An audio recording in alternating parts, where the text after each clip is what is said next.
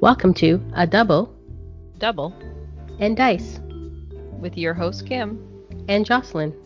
Pour your favorite beverage, Pull up a comfy chair, because we are ready to roll.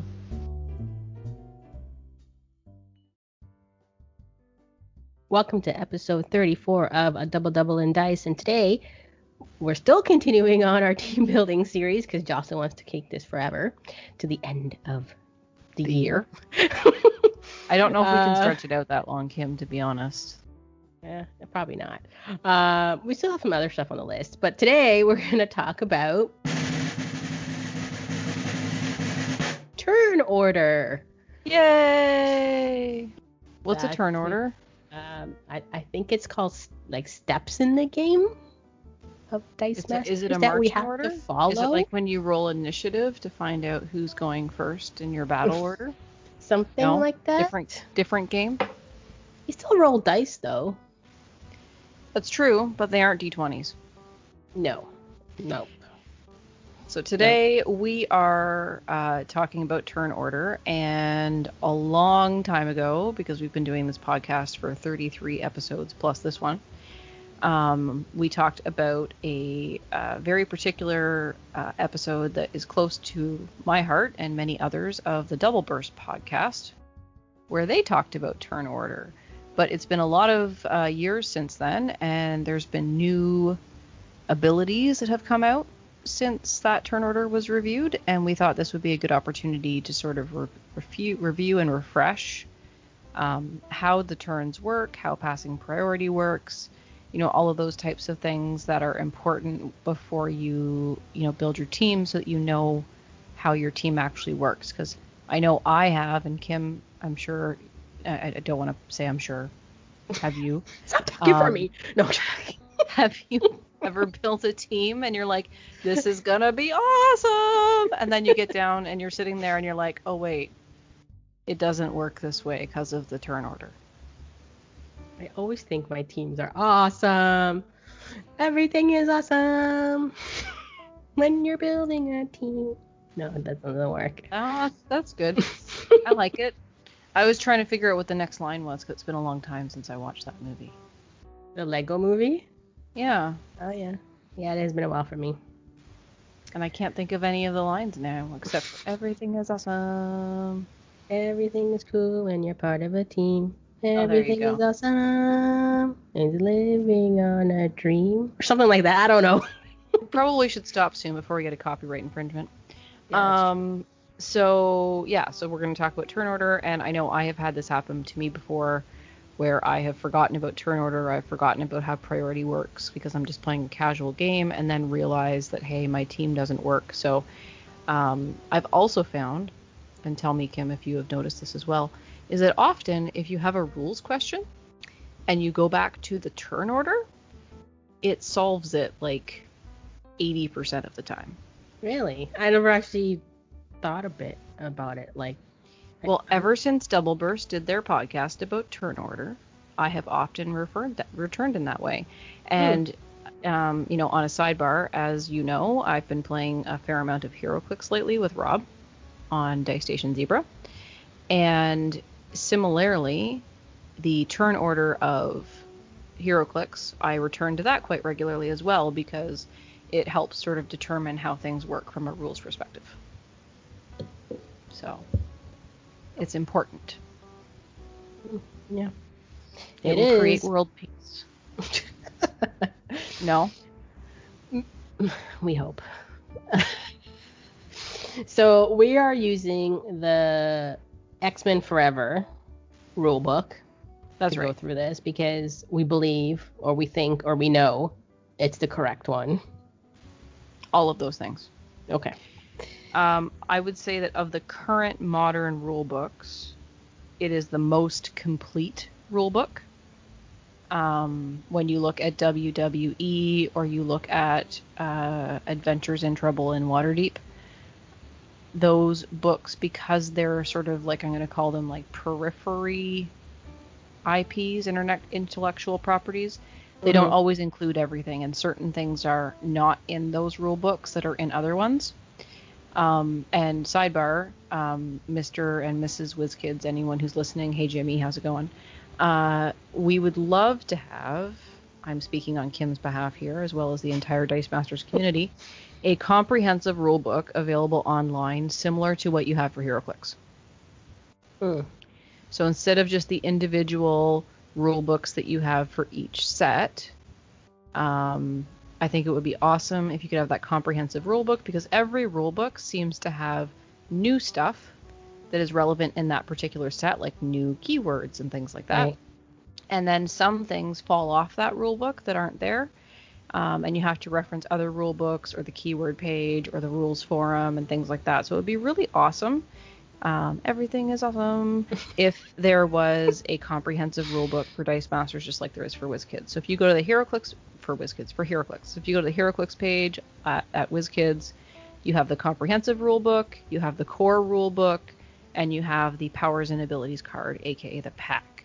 So if you could do the same thing for Dice Masters, where you perhaps had a core rule book, which is like your quick start guide, you have your comprehensive rule book that gives all of the interesting interactions, and then you have like the keywords page and the glossary.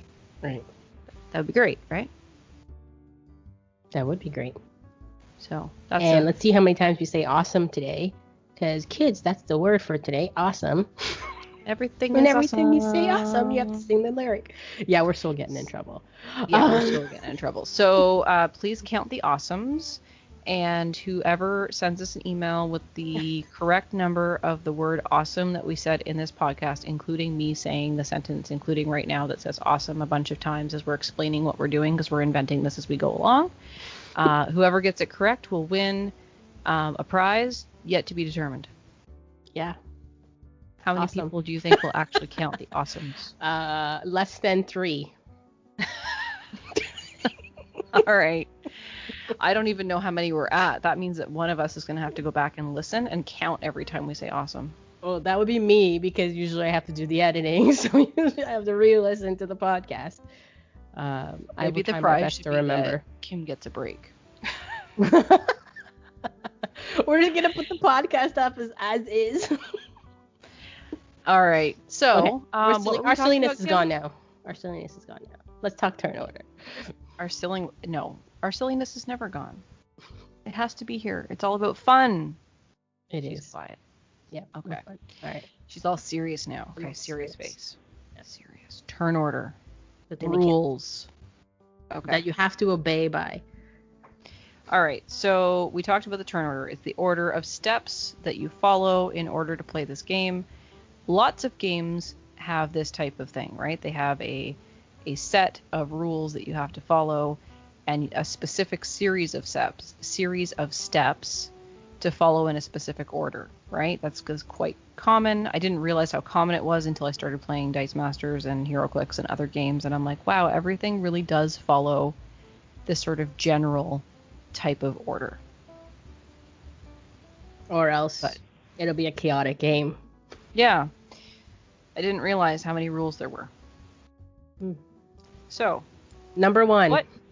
So there's 2 things we're referencing. So as Kim mentioned, the X-Men Forever rulebook.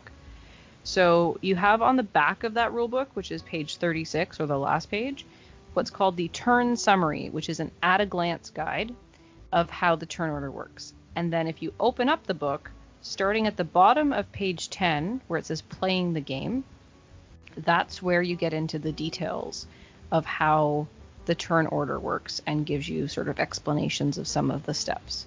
So we'll be referencing between those 2 places on this episode. Number 1. So I think the first thing we do is anything that happens at the start of the game. And this actually is not in this rule book. What's that? The start of the game effects. Is there a start of game effects? I can think of one right off the top of my head that's brand new. Super rare Spider-Man from the Infinity Gauntlet set. Does it not have a start of the game effect? At the start of your game, it gains the affiliations of all of the cards in your team. Ah, okay. I'm paraphrasing that one. Hopefully I paraphrased it correctly. Yeah, it's considered to have all the affiliations. Does of it all say your at the start character. of the game? No, it just says Spider-Man's card is considered to have the affiliations of all the character cards on your team. Okay. Well, I don't know if that after any cards actually says beginning of a turn, does it? So then it says any abilities that take place at the start of your turn, right? Yeah, so there's probably something out there that we just haven't seen really in Modern, right? I think there's some in Modern, but like I think a good example of that one would be Pepper Potts Virginia, which is the common from the Thor set. And she reads, Pepper Potts can't attack. Mm-hmm. While Pepper Potts is active, draw an extra die at the beginning of your clear and draw step, which is the beginning of your turn. Yeah. If it is a non-psychic die, prep it. Oh yeah, right? It's like that that other cool Harley card that checks for your life. Which one? Harley Quinn. Which set? I think she's on an older set. It's from the Batman set. When she's acting at the beginning of your turn, same I guess as the start of your turn. Yeah. If you control 2 villains, including her, I think, you gain a life and your opponent loses a life. Right. So it's a check before you actually do your first actual. Yeah, so other things that I can think of like that would be flip cards. Certain flip cards, you can flip them at the beginning of your turn. You have to do that before your clear and draw step. Yes. Right? Yes. The very first thing you have to do. Yeah. So this is all happening before you even grab your dice from your bag. Yeah. And then isn't there something... There's some things where like you have to name like an opponent's die or something like that. Like I've seen abilities like that. Yeah. Isn't there name it? No, I was thinking Constantine, but I don't think Constantine names it at the beginning, does it? Constantine, sure. That seems to be a popular one, but that's this is going to golden. Yeah, but there's other things like that. Yeah, there are things in Modern. I just can't think of any right now. Oh yeah, there you go. Constantine. Before your opponent's clear and draw step, you name a character. Mm-hmm.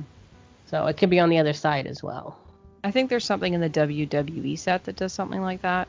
So there's a few things that happen before the clear and draw steps. They technically happen before your turn starts, at the very beginning of your turn, right? Right. So then the next step is the clear and draw step. So in the turn summary, it reads, move all energy dice from your reserve I can't even read this. Move all energy dice from your reserve pool to your use pile. Why would there be energy dice in your reserve pool, Kim? If you kept back any energy, obviously there wouldn't be energy there from your very first turn of the game. Right. But if you had energy kept back from your last turn and you didn't use it in any way to do globals or anything like that, you would have to clear it. So you would go to your use pile. Okay. And then you go to the draw, which is you draw 4 dice from your bag. And if you need to refill your bag from the use pile, you would do so. Right. So it doesn't get refilled from... Well, everything moves to your use, so...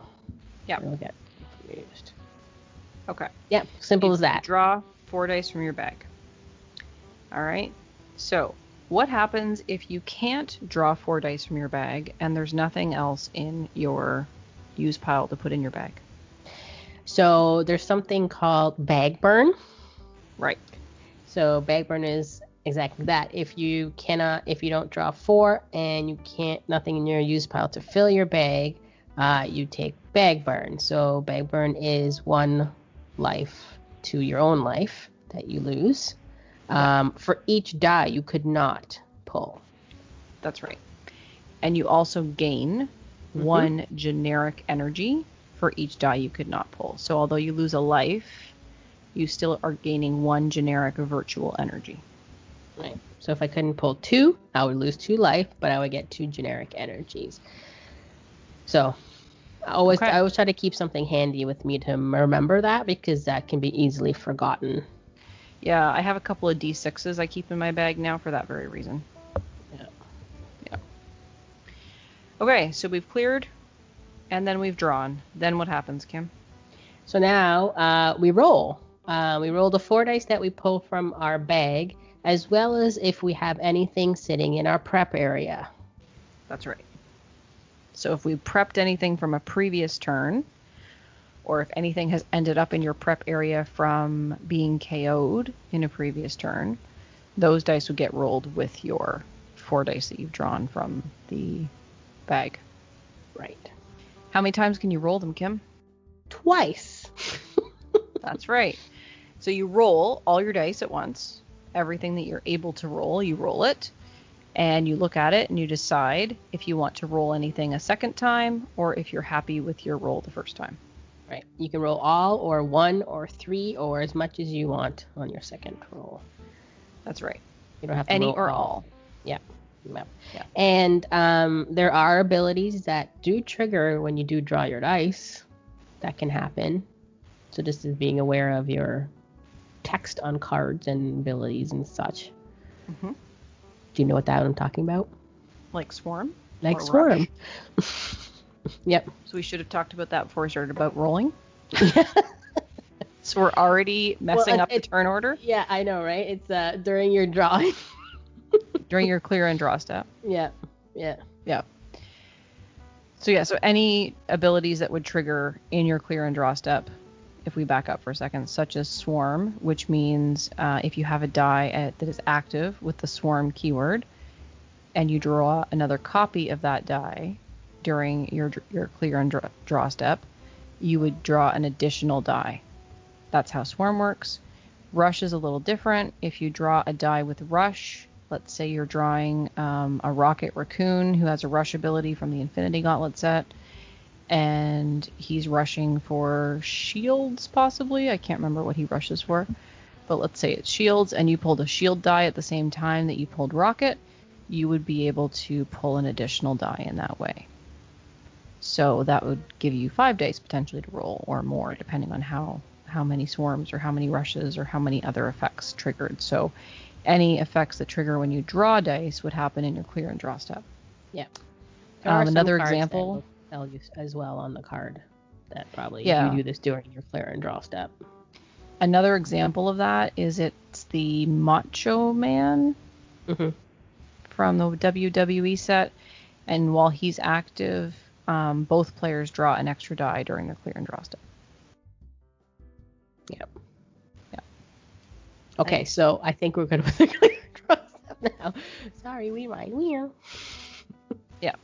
Okay, and then you move to the roll and re-roll steps. So you take all the dice that you drew, which is your 4, plus anything from extra abilities, plus anything that's in your prep area, and you roll them. And then you determine if you want to re-roll anything, and then you do. Now, there are some things that could potentially interrupt that, Kim, right? Yeah, there's card abilities that possibly from your opponent's side, because you wouldn't have this on your team, that wouldn't allow you to re-roll. I don't even know if that's even a card exists. Well, there is in Golden, there is Scarlet Witch. Yeah. Right? So Scarlet Witch, who was also from X-Men First Class. First Class, yeah. Careful What You Wish For was a common card, and she said while Scarlet Witch is active, during your opponent's roll and re-roll step, your opponent must re-roll any action dice that landed on action phase, and cannot re-roll any action dice on energy phases. So that card ability, if your opponent had that card active, that die active on their field, you would have to follow that in the roll and re-roll step. Yep. Another card that comes to my mind is I liked using her was Magic. Okay. I believe it's when she's active, your opponent can't re-roll more than 2 dice during the roll and re-roll step. Right. So I think there's another version of that that's modern now. Oh, maybe the new set. It might actually be in this X-Men Forever box that we're talking about today. Possibly. They might have reprinted that Magic, or maybe it's a Polaris. I don't remember. Oh, okay. Yeah. But anyway, there's something like that. So there's cards that could interfere with your roll and reroll step if your opponent has them on their team. Mm-hmm. Mm-hmm. So you can only reroll a die once. So you have to choose wisely, and you have to do your reroll all at once. You can't reroll 3 dice and say, oh, I really should have rerolled that 4th one. No, you have to decide everything that you're going to reroll and reroll it at that point. Right. No takes backsies, no changing your mind. Nope. Is there anything else that happens in the roll and reroll step, Kim? Nope. Once you've done your roll, you just place all your dice in your reserve pool. On the faces in which they rolled, if they're not Correct. already there. Yeah. And at that point, your dice are now in what's called a rolled state, and that means that whatever face they are on determines what they are. So they could be an action, they could be an energy, they could be a character. Right? Right. Okay. So now we get into the fun stuff. The main step? Oh, Yeah. It is called the main step. Yeah. What did you think it was called? I don't know. I was just trying to make a joke there. I guess it didn't work. You sounded like surprised that it's called the main step. You're like, oh, it is called the main it's the step. big step. Like, it's the main step. yeah, big it's one the big of step. them It's the all. main step. We always call it the main step. Do you think that was just like a slang term for it, I Kim? don't know. The main I wanted step? to call it the big step. The big main step. I feel like that's like a rap song of some sort. I don't know. Okay, so this is where things get interesting.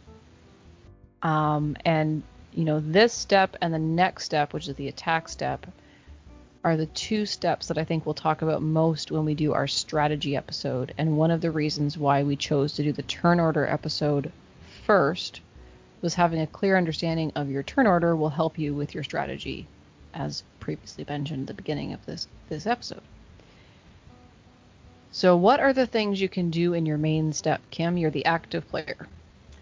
I can purchase characters or actions or basic actions. Dice. Dice, yes. You can purchase dice. Okay. What else can you do? You can use global abilities. Yep. You can field your characters. Mm-hmm. I feel like I'm doing a test. You could be looking at the book. I could be looking at the book, but not really. I think that's it. I can't remember anything else. You can play actions. Oh, right. Play your action dice if you have any action dice rolled. You can spend your energy in various ways.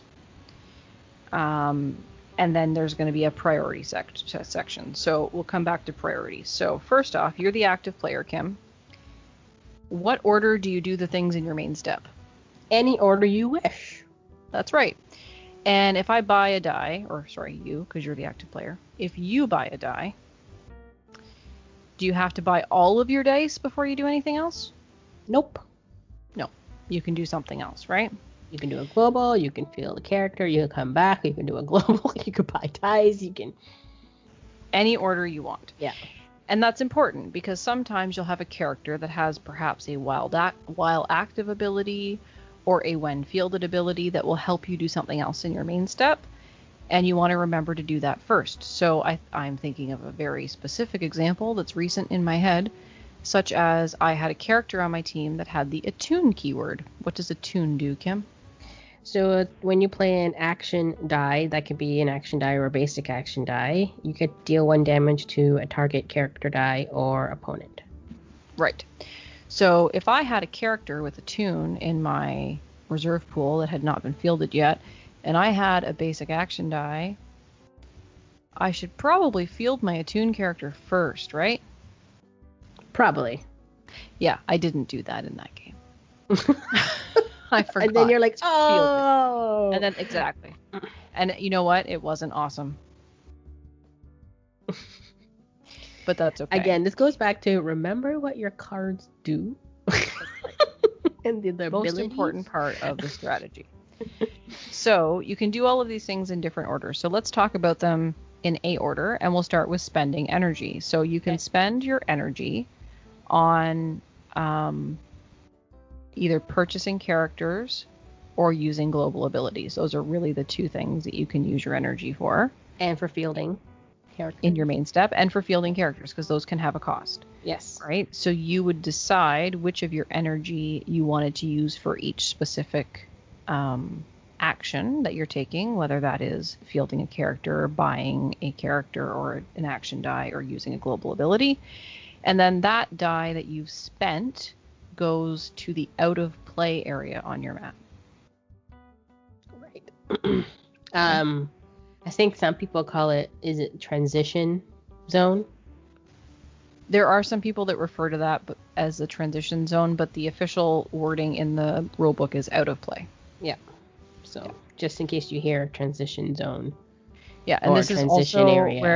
where you insert argument over whether the out of play area or transition zone should be at the top of your mat or the bottom of your mat. We're not getting into that. And we're not going to get into that. It is a personal opinion, and as long as you know where your dice are and which dice are in which zone, we're good with it. Yes. Just so everybody knows, Jocelyn Jocelyn and I have different opinions about that. So, yes, we won't get into it. So you spend your dice, and they are placed out of play. Spent dice that are out of play cannot be interacted with in any way. When you purchase dice, they are placed in your use pile. Dice in your use pile can be interacted with, whether that's through a global ability, for example. So a common way to use that would be, for example, to buy a cheap die like Cree Captain, Black Widow. 2 cost. Anything 2 cost, 1 cost. One or 2 cost die. And then perhaps you have on your team Clayface, is it Menace? Something? Restless. Restless. Okay. And he has the global ability that says pay a mask, move target character die from your use pile and place it in your reserve pool on any energy face. So it's a very common thing to do to get yourself an extra energy is to buy a die, spend a mask to bring the die you've just purchased into your reserve pool and place it on a double energy face. So you've now given yourself 2 energy back. Right. Hopefully that makes sense. So that's a global ability. And then with that energy, you could buy another die. So again, talking in the same way, you can do all of these different things in whichever order you want. And the order in which you do it can make a difference, depending on your team. Okay? Then, like we said, you can field your characters, you can play your actions. Right. So, anything else we want to say on those pieces, Kim? No, I think that covers it.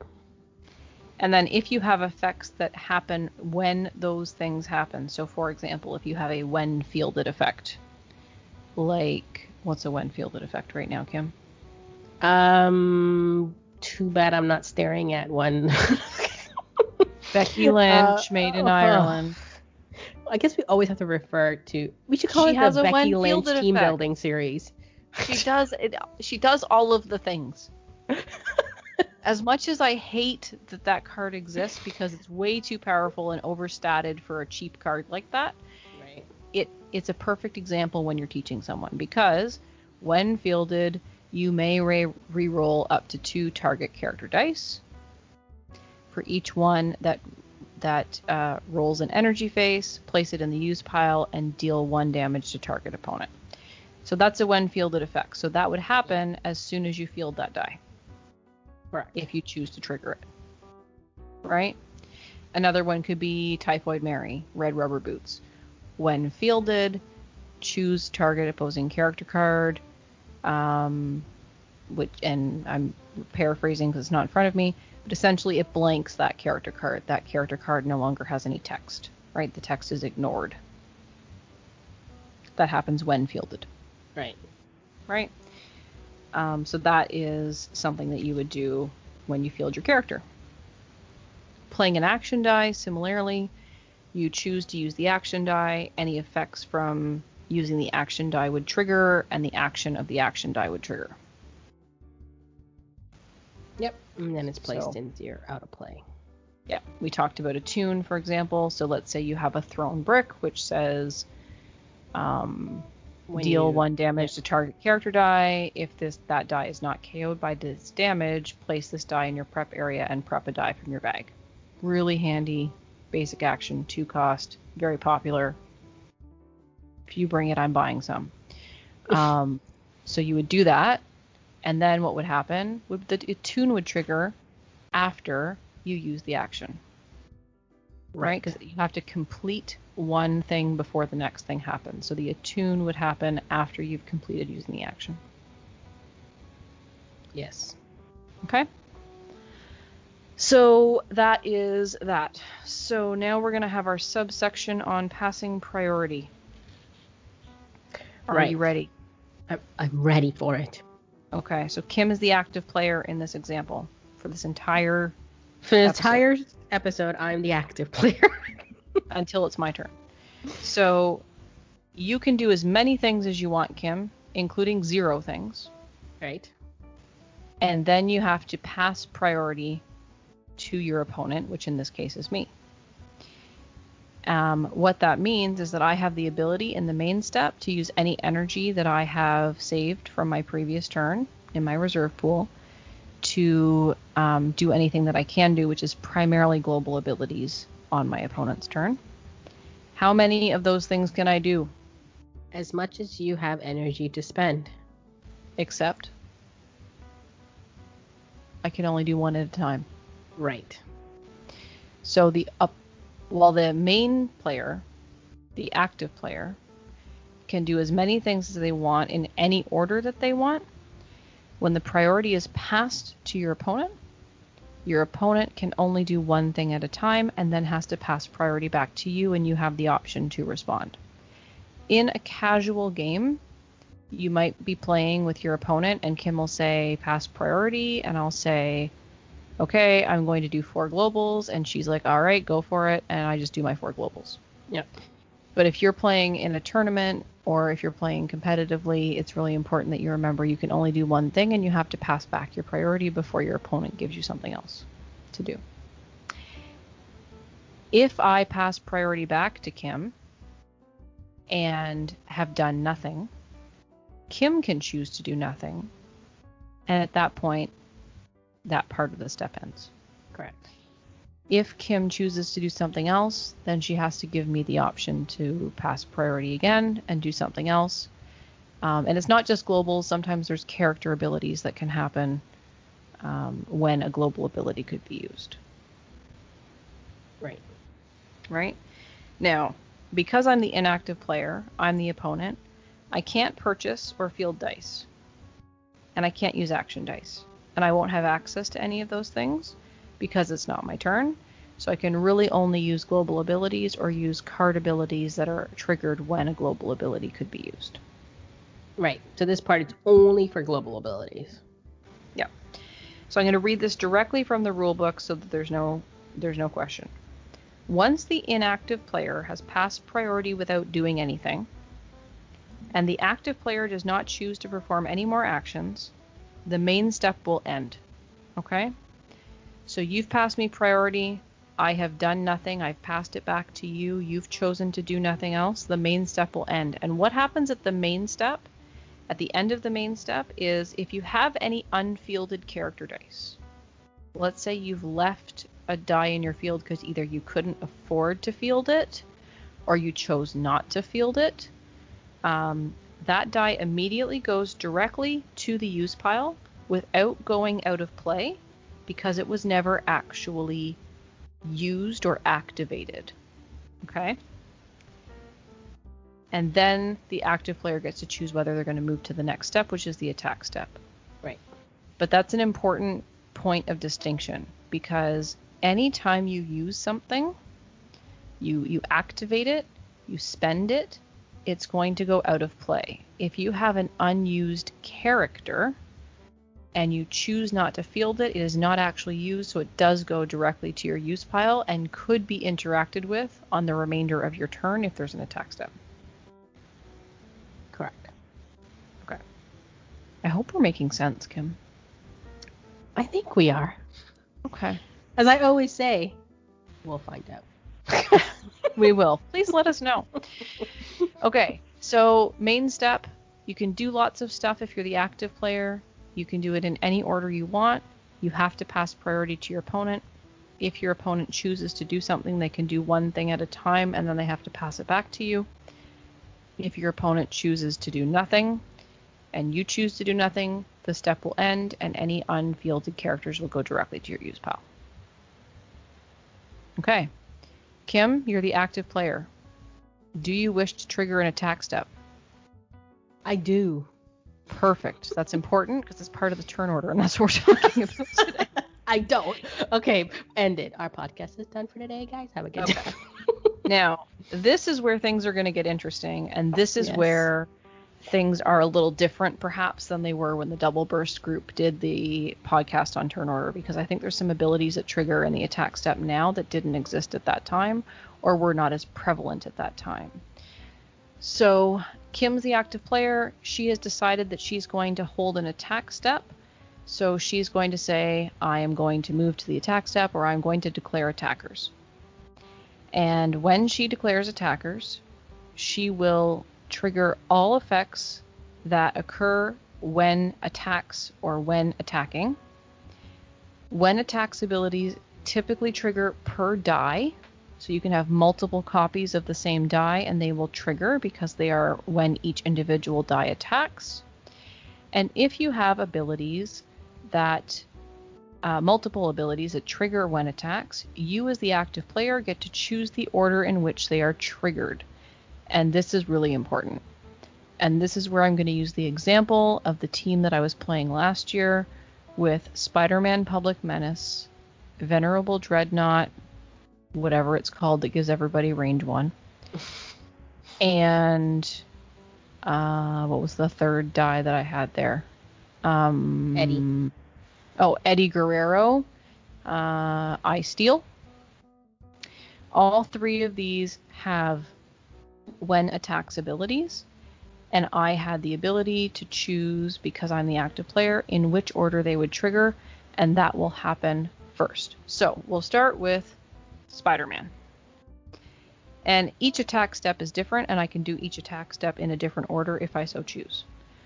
So Spider-Man Public Menace, rare from Infinity Gauntlet, reads, when Spider-Man attacks, spin target character die to an energy face of your choice. Okay. Venerable Dreadnought, Custodian of Knowledge. While Venerable Dreadnought is active, your active character dice have range 1. Range is a ability that triggers when your die attacks. Okay? And then the other one was Eddie Guerrero, I Steel. Thank you, Kim, for remembering my team better than me. When Eddie Guerrero attacks, move all energy dice from your opponent's reserve pool to their used pile. So, depending on what my opponent had in their field, if I was the active player, or in this case, Kim's playing my team, Kim's the active player. Let's say Kim had Spider-Man, Dreadnought, and Eddie Guerrero attacking me. And let's say that I have a Drax. What is he called? The Pacifist? Yeah. Not the pacifier. No. We're not going down that road again. So, when fielded, choose an opposing character card, canceling all previous choices. Your opponent may not purchase or field that character until Drax leaves the field zone. We'll use that one. Okay. So let's say that I have a Drax in my field and I am preventing Kim from fielding and purchasing a die she wants to buy for whatever reason. And she needs to get that out of my field. And she doesn't want it to be KO'd. This is sort of strategy. Because if it's KO'd, then it's going to go to her prep area and she will have the opportunity to, or I will have the opportunity to re-roll it. Right? So she's going to trigger Spider-Man first. Right, Kim? Right. And you're going to spin that Drax to an energy face of your choice. Single. Sounds wonderful.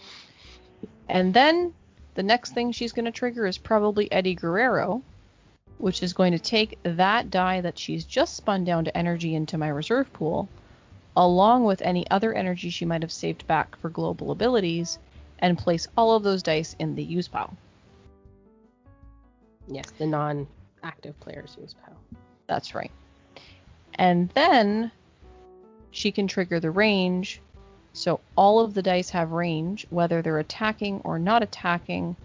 They will be able to, at that point, do their range 1 to any opposing dice, which could potentially KO some blockers before anything else happens. Great. Are there any other keywords that happen when attacks? Or any other abilities you can think of off the top of your head that happen when attacks right now? Yeah, your favorite. Which one? Because I'm staring at it. Which one? Frag. Frag. No, frag doesn't happen when attacks. Well, this is when a character dies with frag attacks. But then keep reading. Oh, and KOs one or more blocking. Oh, okay. Exactly. So it happens after. Yeah, okay. So, yeah, I didn't read the second part. Yeah. So we have now declared attackers, and we've applied any effects that happen when characters attack. Okay? So that happens, and it's per die. You choose the order to apply the effects, as we said. Then, if you... Sorry, me. I'm getting confused. I'm the opponent. If I have any abilities that trigger when you attack, like... there's a card, I can't think of it right now, but there's a card that says something along the lines of when your opponent attacks, was it Phantom Menace? No, Phantom Stranger. Mm-hmm. Phantom Stranger. When Phantom Stranger is active, when an opposing character die attacks, the attacking character die deals 1 damage to all other opposing character dice. So, that's Phantom Stranger Mysticism from the Mystics team pack. So Kim has attacked with Eddie Guerrero, Spider-Man, Venerable Dreadnought. All of those abilities have triggered. If Phantom Stranger is active when those abilities trigger, then his ability would go off, which means that those dice that attacked would each take 1 damage from each other. Right? Yep. So that's a response, I guess, to the attack. Yeah. Okay. So that is the when attacks window. Then we have the blocking part of the step. So this is my job. Kim's attacked with the 3 dice. She's done all that crazy stuff. I still have blockers because I'm just awesome. So I get to choose my blocking dice, and I place my blocking dice up against Kim's attacking dice. And if I have any effects that occur when blocking, those would occur now. Right. Can you think of any of those effects right now, Kim? Blocking? Ooh. No, because I hardly use when blocking. No. Okay, here's one. Brawlin Chain Miner, Hitch's friend from the Adventures in Waterdeep pack.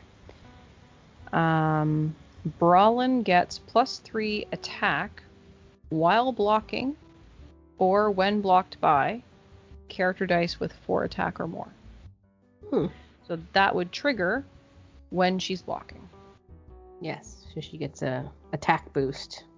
Yeah. So that is a when blocking. It's maybe not the most powerful when blocking, but it's a when blocking. I'm just looking to see if there's anything else sort of relevant. No, I can't. When Blink is blocked. Okay, from the Dark X-Men team pack, Blink down the rabbit hole.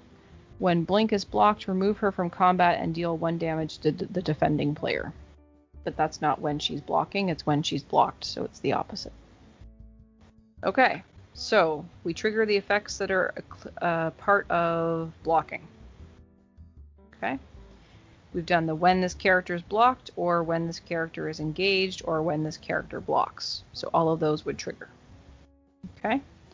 Similar to attacking, each die will trigger independently as it's per die. And then all the active players' effects will occur first, followed by the inactive players' effects. And if there's multiple effects, then again, you get to choose the order in which they happen. Active player chooses his or her order. inactive player or opponent chooses his or her order. Okay.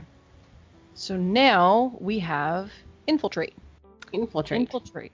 Yeah, the Infiltrate window is what I like to call it. The Infiltrate window happens when you have an unblocked character die that has the Infiltrate keyword.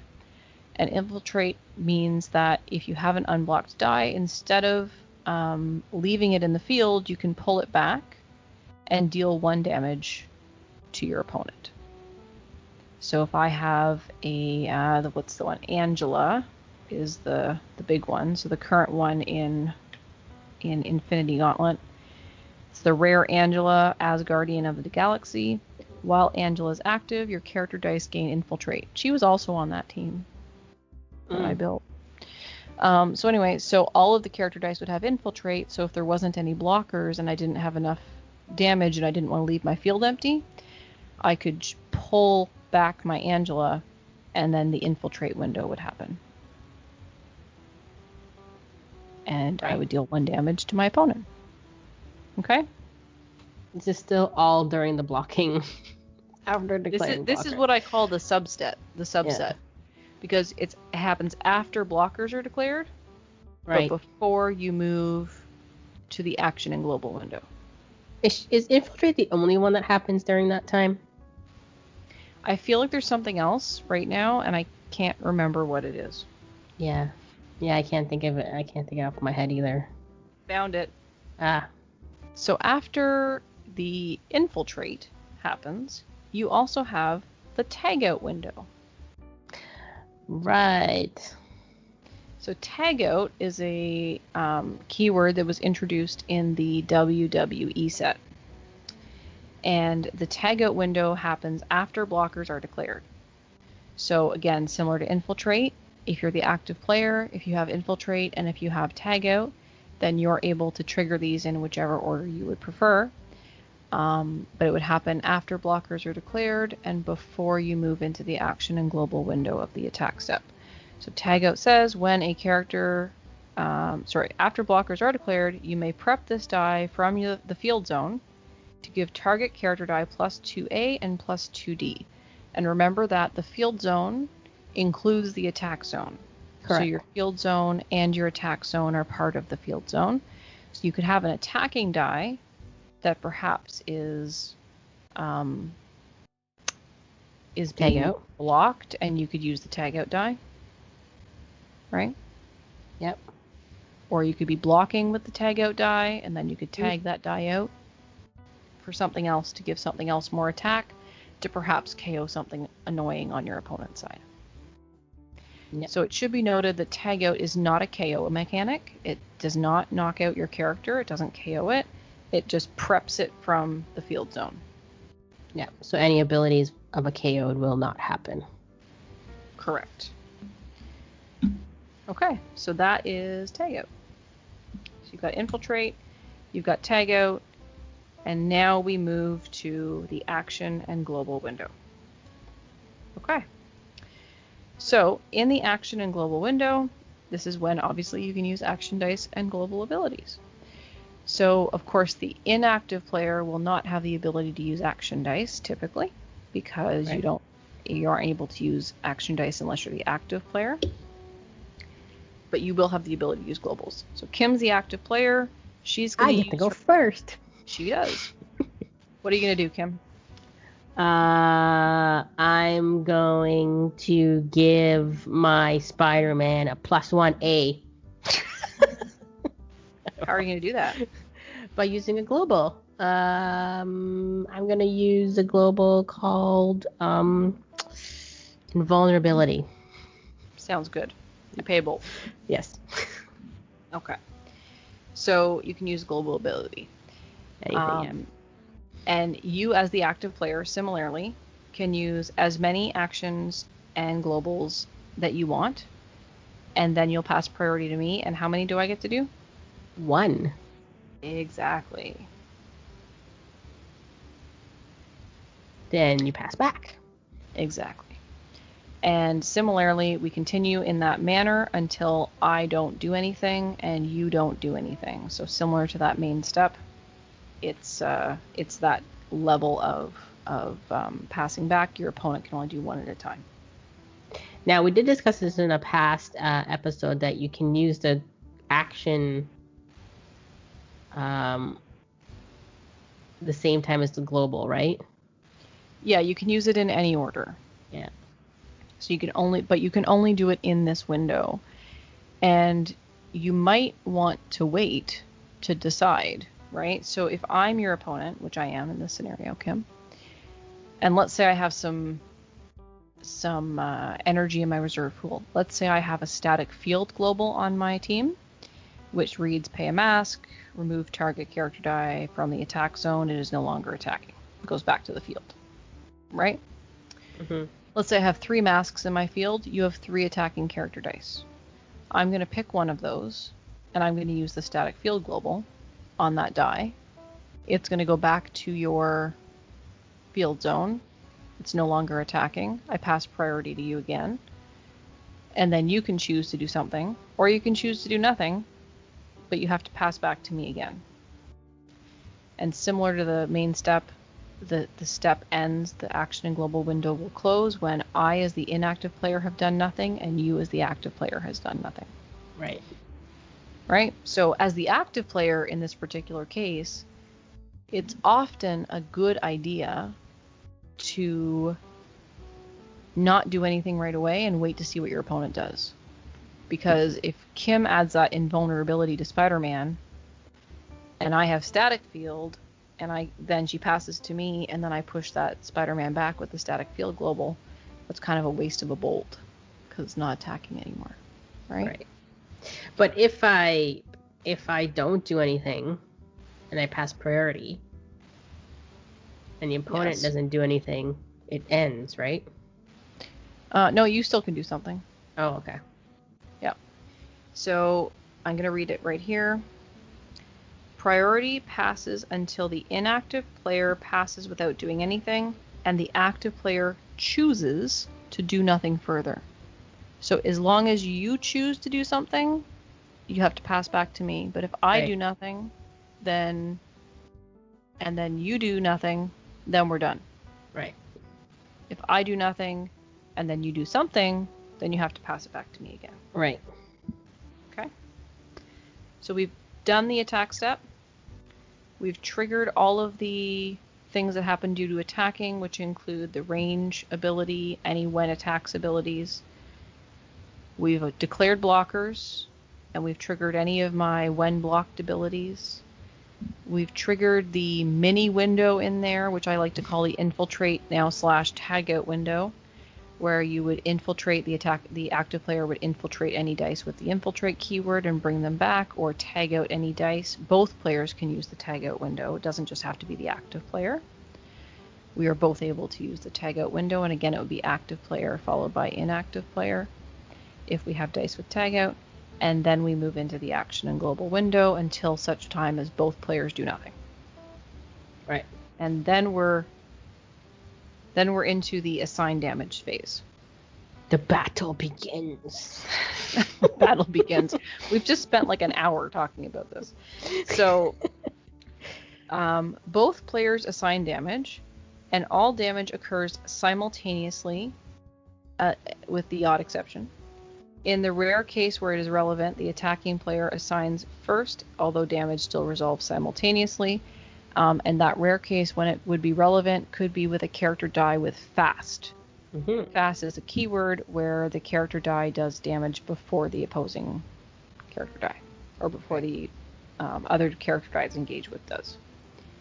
So each attacking character die that is unblocked will assign damage equal to their attack value directly to the opposing player, reducing the player's life total, and those attacking dice will move out of play before any other effects would resolve, aside from any effects that may reduce or redirect their damage.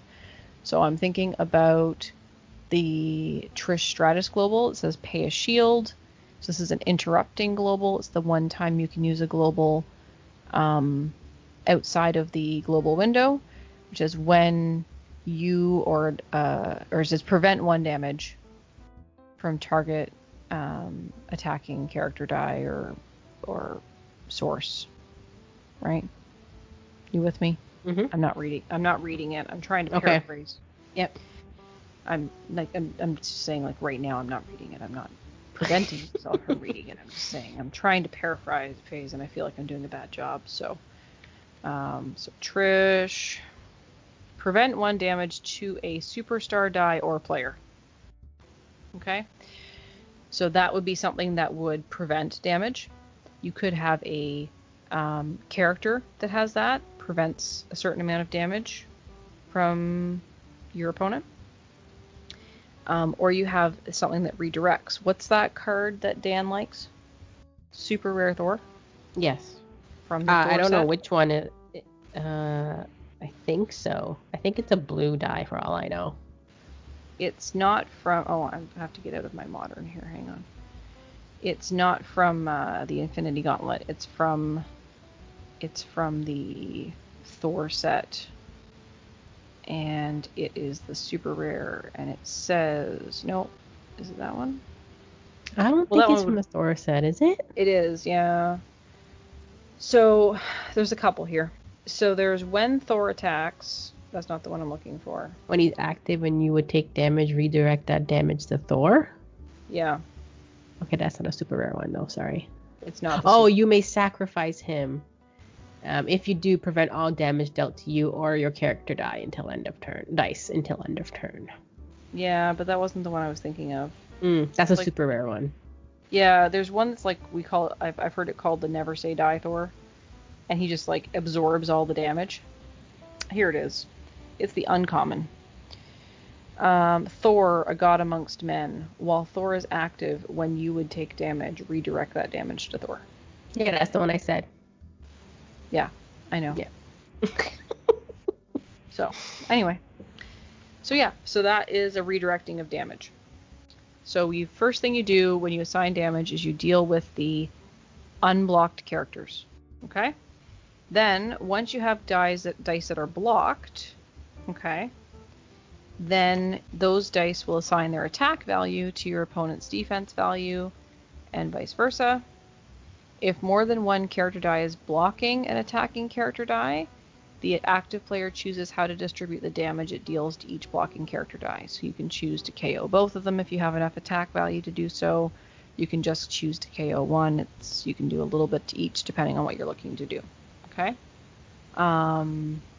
You can choose to assign enough to KO one or more dice if possible, or assign all of it to just one blocking die, for example, to trigger any when damaged effects, because those are going to come up next. So once you've assigned all the damage, you would then move into your when damaged effects that your dice may have, if any. So if this die is damaged, do something. Again, just like all the other effects that we've talked about, the active player goes first, and then the inactive player or the opponent goes second. And then any dice that have taken damage equal to or higher than their defense value are KO'd and moved to the owner's prep area to add it to their next turn's roll. And then the same thing with the inactive players. And then also there could be when KO'd effects that can happen as well. That's right. There's also a note here that says, note that even if a character die receives enough damage to KO it, it will still resolve when damage effects before it is KO'd. Any character dice that are still in the attack zone that were not unblocked or KO'd would return to the field zone. So let's say you attack me, you've got that Spider-Man there, I've got a sidekick left over, I block your 5/5 Spider-Man with my 1/1 sidekick, my sidekick is going to be KO'd, your 5/5 Spider-Man is going to go back in the field to spin down a die another day. I'll have my martini shaken, not stirred. Okay, so that's that. Whew. And then we go to the cleanup step. So all damage to all dice are cleared, so the damage doesn't carry over from turn to turn. All applied effects that happen until the end of turn end. Any action dice that you chose not to use that are sitting in your reserve pool as the active player are moved to the use pile. The only dice that are remaining in your reserve pool at the end of your turn will be dice showing energy phases that you can use on your opponent's turn. And you do have to keep those there even if you don't plan to use them. They can't go to your use pile until you're clear on draw step. Right. Then if there's any effects that take place at the end of turn, those would trigger, such as, what's that one from the Justice campaign box? It's like Watchtower or something. Is it Watchtower? I don't think I've ever used Watchtower. I think it's Watchtower. It's not Watchtower. There's an action die. It's a Legion of Doom thing. Hall of Doom. Ah, that's it. Headquarters. At the end of your turn, you may field a Legion of Doom character die from your use pile at level 1. So that happens at the end of your turn. Okay? So you would have played that during your main step or your attack step. Or your attack step. And remember that you've done that because it's the end of the turn effect. And then, once you do that, your turn ends. Move all dice from your out of play zone to your use pile. So, this is important. We said your unblocked attackers go out of play, right? Mm-hmm. So they go out of play before they go to the use pile. So that Hall of Doom that we just talked about, if you had an unblocked, let's say Legion of Doom character, and this is an interaction that's come up in the past, and we went back to the rule book to figure this out. So let's say you had an unblocked Legion of Doom character. It doesn't go directly to your use pile. It goes out of play first. So you cannot interact with that die to use Hall of Doom on it because it's out of play. You would have to have a different Legion of Doom character in your use pile for that to work. And then, at the end of your turn there, all of those dice that are out of play, after you've done your end of turn effects, will go to your use pile, and it will be your opponent's turn. I think I always forget the out of play section. Well, this is why the out of play should be at the top of your mat. I know we said we weren't going to get into it, but this is what makes sense to me. So you have your field zone, and then your unblocked attackers go to your out of play, which is at the top, and at the end of your turn, you just sweep them down to the bottom to your use pile. That's why it makes sense to me. I completely understand that it makes sense to other people in other ways, and everyone does it in their own way. But that's why it makes sense to me. That's when you have like another box in your attack zone on your play mat. That's an out of play box. Yeah, you have different boxes. There's another keyword that I want to talk about, Kim, that would happen at your, I believe it happens at the end of your turn. So, and I believe that keyword is called deadly. Deadly says, at the end of the turn, character dice that were engaged with a character die that has deadly are KO'd, even if the character with deadly has been KO'd or leaves the field zone. So that's, again, another end of turn effect that would happen because it happens at the end of the turn. So the dice may not have been KO'd from combat damage, but they will be KO'd from the deadly ability. Really? That was an end of turn? I always thought deadly was as soon as you're engaged with it, you're KO'd. You're KO'd. Nope. Deadly is end of turn. Interesting. The other thing that we didn't talk about was energy drain. Mm-mm. So energy drain is, it happens in that same sort of step. So it happens after blockers are assigned. Spin each character engaged with a character die with energy drain down 1 level. Character dice at level 1 can't be spun down. So again, you have that infiltrate tag out energy drain window. I like energy drain. That's a good one. I wish there were more dice with energy drain. Yeah. Yeah. So yes, there's all kinds of things there. The frag ability that you referred to earlier, Kim, that would happen in the assign damage steps. You do your unblocked attackers, and then you move your assign your damage, and then you would go to do your frag. Frag. Right? It should be better. When a character die with frag attacks and KOs 1 or more blocking character dice with combat damage, deal 1 damage to all opposing character dice that didn't block this turn. We didn't talk about recruit. Recruit is a new keyword. It's a new keyword, but it fits into the turn order, and it's in part of the attack step.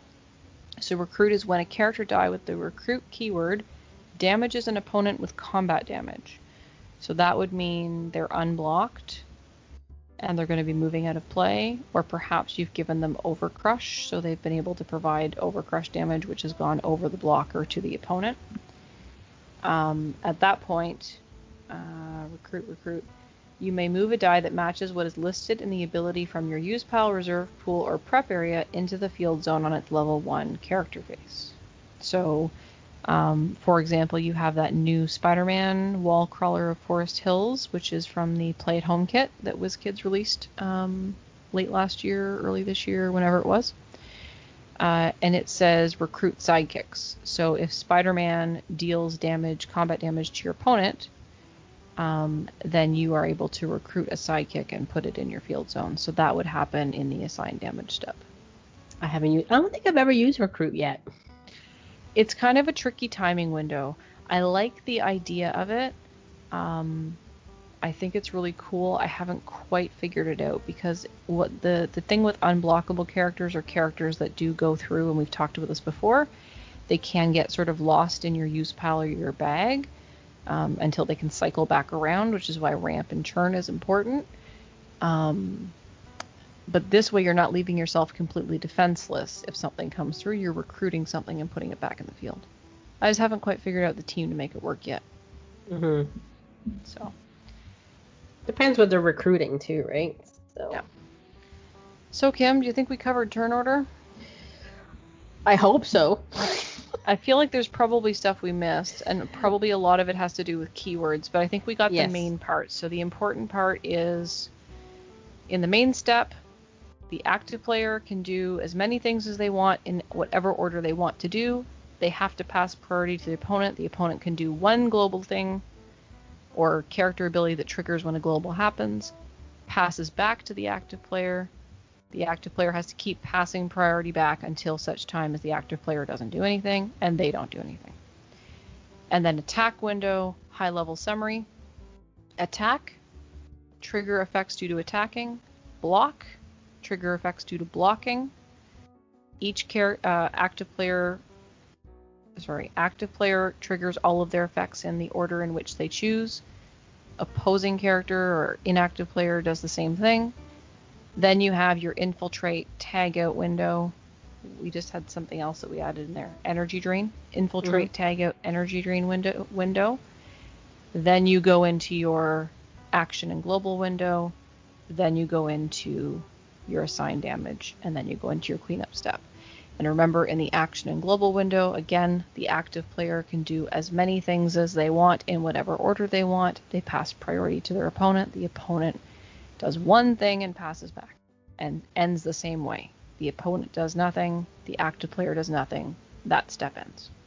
It's a set order, but also abilities happen. So you just have to remember know what your cards do and know what your team does, and when they trigger. Yep. Because you don't want to forget, and then it happens, and then you're like, oh, I forgot to do this. I mean, in a casual game, people are gonna let you go back and do what you need to do, but obviously in a competitive tournament time, you need to be knowing what you're doing, right? So your cards. Yep. So and that's why I say go back to the turn order, right? If you're not sure how your abilities interact, go back to the turn order, and that will determine it for you. We talked about that Hall of Doom die just now. The turn order tells us that we can't do that. We can't attack with a Legion of Doom character, have it unblocked, and send it to the use pile, and then use the Hall of Doom to put it in your field, because it's not actually in your use pile. It says right in the book. It's an out of play until your end of turn. Right. Right. All right. So I think that we have beat turn order to death. But it's awesome. Everything is awesome. All right. What else we got today, Kim? I think we just have our mailbag, and I don't think it was too heavy. We got 3 pieces of feedback. Yeah. And from 3 different sources. I feel like we need a mailbag. Yeah, you want to build like a theme song? Yeah, for the mailbag. Okay. Okay, anybody out there? To write us a mailbag theme song. Yeah. Mailbag. Okay. But I think someone actually has to say something. I don't think I can be like a tune or something. I don't know. Okay. We'll see.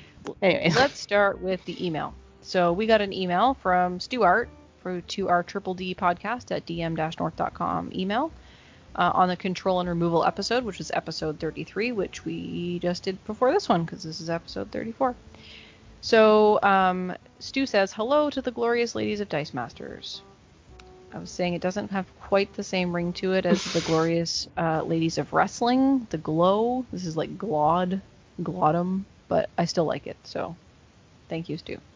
Thanks. Really enjoying this series of podcasts. Great for the newer and the more seasoned players. With regards to the ramp and churn control Rob mentioned, I thought I'd throw in my 2 pence by suggesting corrupt for this particular area. And this is when I facepalmed because I couldn't believe that I forgot to talk about corrupt. And when I saw the email too, I'm like, oh my goodness, you forgot to talk about corrupt. I love corrupt. Corrupt is a ability that triggers for various reasons, similar to many other keywords. Could be when KO'd, could be when fielded, could be when blocked. And what it says is target player draws X number of dice from their bag, whatever the corrupt number is. Chooses one to go to the use pile, and the others go back in the bag. So Stu continues, disruption of bag management can really swing a game in your favor. It also gives you some churn if you target yourself, which is something I often like to do.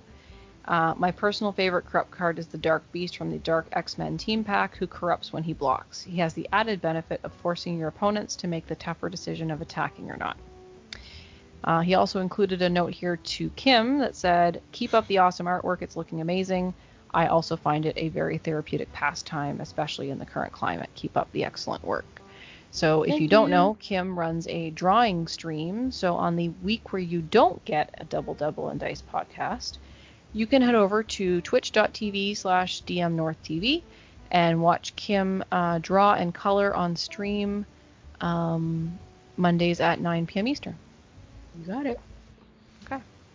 So thanks, Stu. Really appreciate that. And I still am facepalming that I forgot about corrupt. So we I did all send forgot about it. Not just you. We all forgot. There was so many control things to talk about.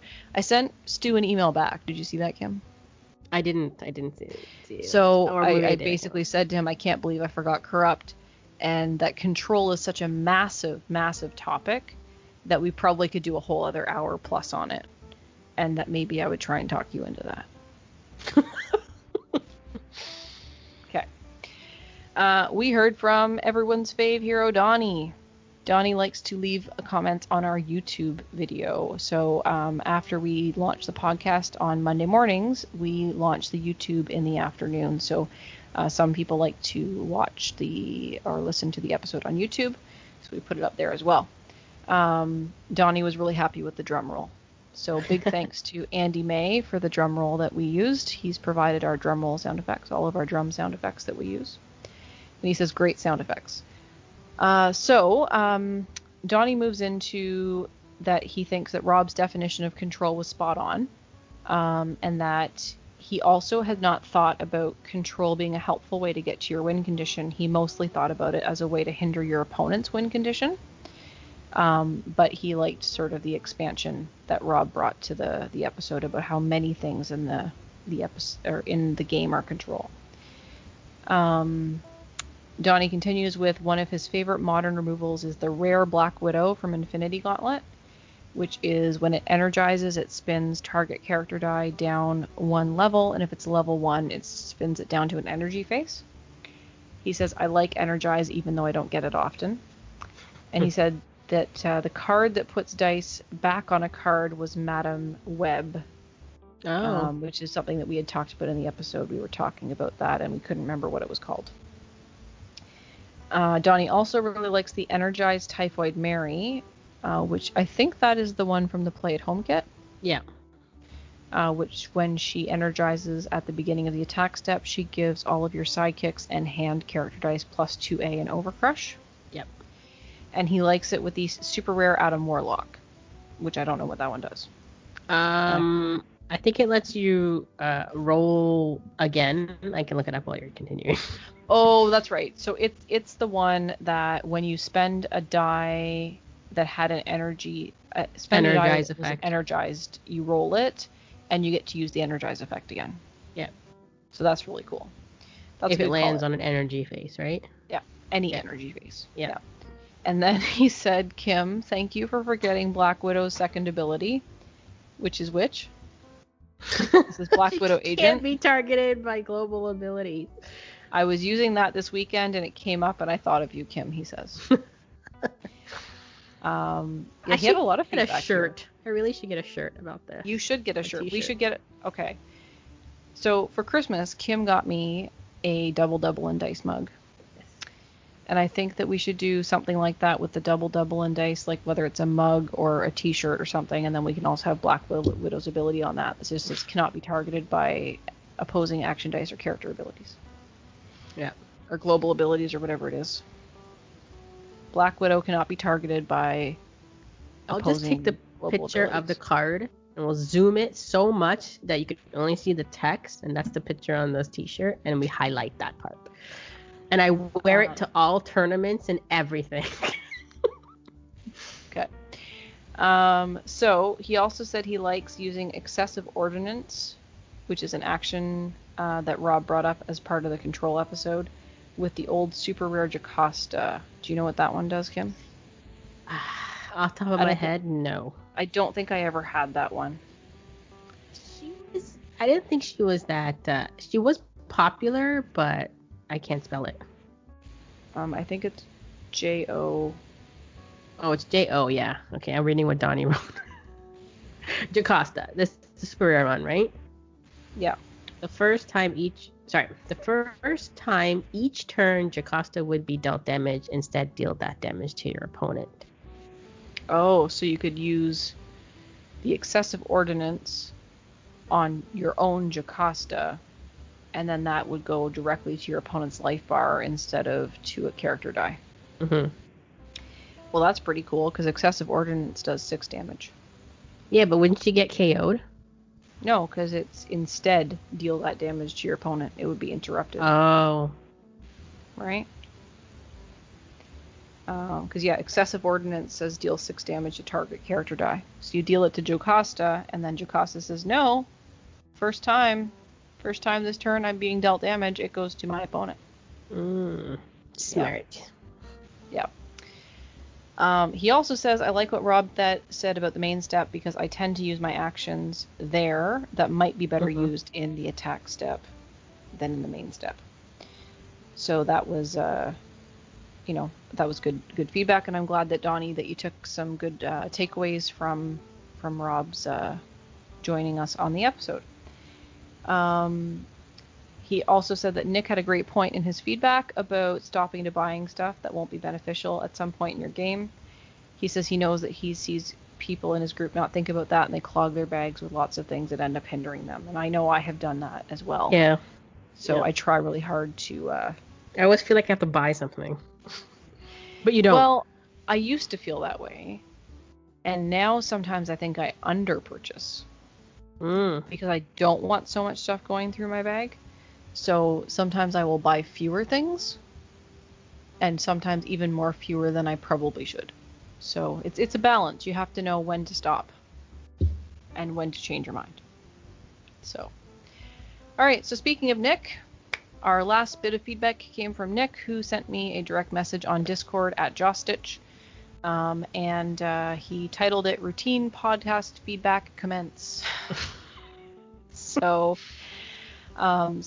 he's talking about last episode, which was the control episode, and he said that his view of control is that it's typically ways he can stop or limit his opponent's ability to do something. It's also one of the last things he adds to his teams, and he tries to avoid it in weekly meetups, so he doesn't really try to use too much control when he's just playing casually, I think is what he's trying to say here. He focuses on it more when it's a competitive level. He said, that said, the first control cards I consider are not ones that he's going to put on his own team, but ones that his opponent might use to stop him. And that, I think, is something that we're going to talk about in our strategy episode, which is why we haven't touched on that yet. So he's like, how will I get around them? Usually a removal strategy, intimidate, or directly KOing their character, for example. And then that Drax and Typhoid Mary, both of which we talked about in this episode, are good catch-all opponents as well. He says he's not a control-focused player himself.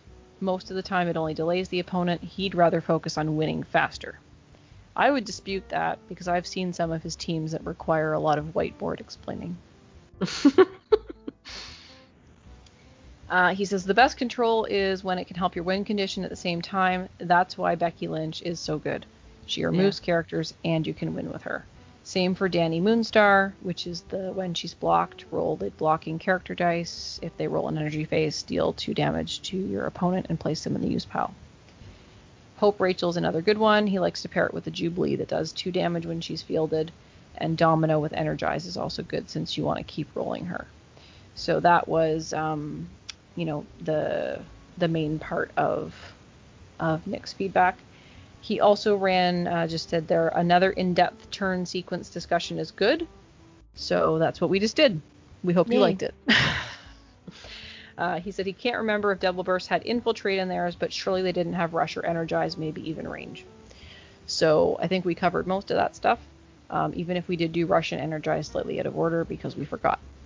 So that I think brings us to the end of the mailbag, Kim. Cool. Close mailbag. No. Now we need a closing mailbag song. We shouldn't name it like mailbag. Maybe we should be like, what's in the dice bag today?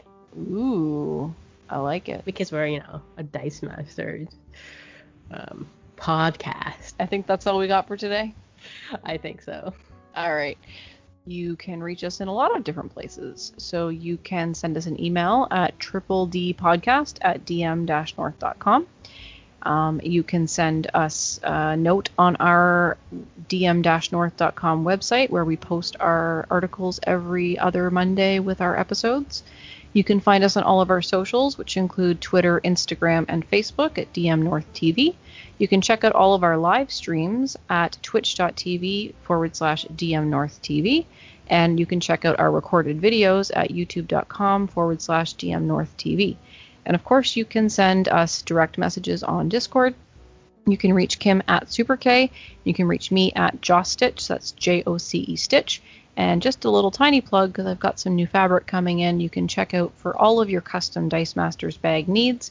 You can check out my Etsy store, etsy.com/shop/JoCE JOCE Stitch, and customize your very own dice bag for your Dice Masters needs. So until next time, on a double on dice. Everything is awesome. Everything is cool with part of the team. Everything is awesome. And away we got a dream.